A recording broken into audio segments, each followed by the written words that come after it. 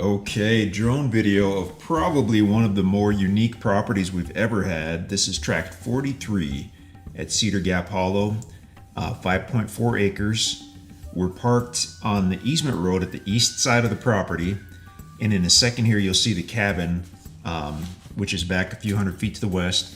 Not the one off to the left, but straight back with the green roof is the cabin on the property. So this has about 250 feet of frontage on the easement road, and then goes back west or to the northwest. Now, see how the driveway comes in off to the right and then kind of doglegs over? So originally the person who had this had several tracts, and they started that driveway on the tract to the north. So currently, there's not a clear driveway on tract 43 to the cabin. It starts on tract 42 and then cuts off quickly on to tract 43. So there's several spots where you could put one without much of an issue. It hasn't been done, but it would have to be done. It could be a matter of just a few hours with the chainsaw, or if you wanted to get fancy, you could get a piece of equipment in there. But in order to drive to that cabin, you'll need to put in your own driveway. Now we're looking basically westerly at the property. You can see the green roof cabin, you can see several outbuildings, and as we mentioned earlier, it goes back to the west. Actually almost 1,000 feet, I believe, to the west, and borders another easement road on the west side. You'll see some trails, you'll see a bunch of timber, you'll see some kind of different natural clearings. And as another bonus, there's actually a very small creek bed that runs along the west side just before you get to that other easement road. And it's going to be, I'm sure, a wet weather creek, but we do have a video of that little creek running, which is pretty cool. Kind of a neat feature on the property. Beautiful property, awesome location. The land lays extremely nice. It does have the little cabin, but it's interesting because the cabin is almost a distraction from the property. The cabin is in a rough shape. It was built to be powered by solar, and it was powered by solar. When the people changed plans and did something else, they sold off the solar panels, sold off the solar equipment, and then quit maintaining the property, and it kind of went to rack and ruin. So we've got debris in the yard, we've got some trash. The house, or the cabin I should say, although it's a cool design, it just needs a ton of work. So if you're looking for a place where you could instantly get some sweat equity, I mean, this is definitely right up there. With a couple days worth of cleanup, you would be increasing the value a ton. We've cleaned up many properties like this, but we just have a lot on our plate right now, so we decided to go ahead and kind of do it as is, and someone else can go and have the fun and excitement of cleaning up someone else's debris, which usually isn't that bad, honestly.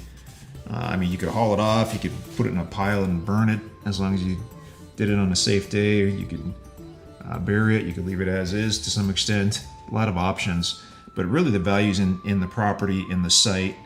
Now we're coming up on the actual yard here. Beautiful, beautiful. There's a solar array, I should say, that was left. That's in the backyard. That's only 2 or 3 panels. They had a very large one that was built just to the north of this tract. It was built on tract 42, and they own that as well. You might even see that if you look to the far left side of the screen. Not quite. But currently you see the cabin, red cabin with a partially green roof, partially white roof, it looks like. In the backyard, you've got that other shed with the funky looking roof. That, we believe, was their, I guess you'd say, their solar shed. It looked like they ran the wires into that shed, and that's where they had their main battery packs and whatnot. You can see a chicken coop up there. They've got a raised garden bed for water. They had a pretty cool little system coming off of the roofs, coming off of the multiple layers of the top of the house, and going into kind of above ground tanks. And some of that is still there, but a lot of it is not. We may have a ground video that shows some of this. I'm not sure about that.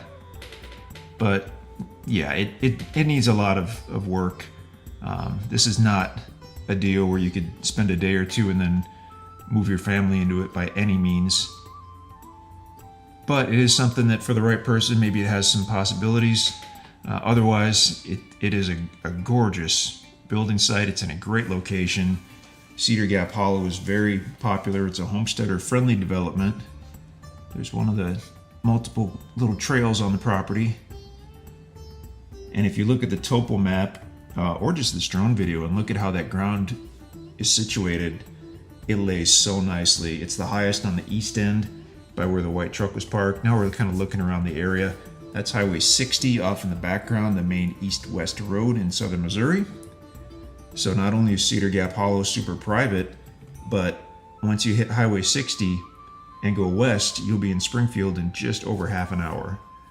And Springfield's the largest city in southern Missouri. I mean, this is a great, great location.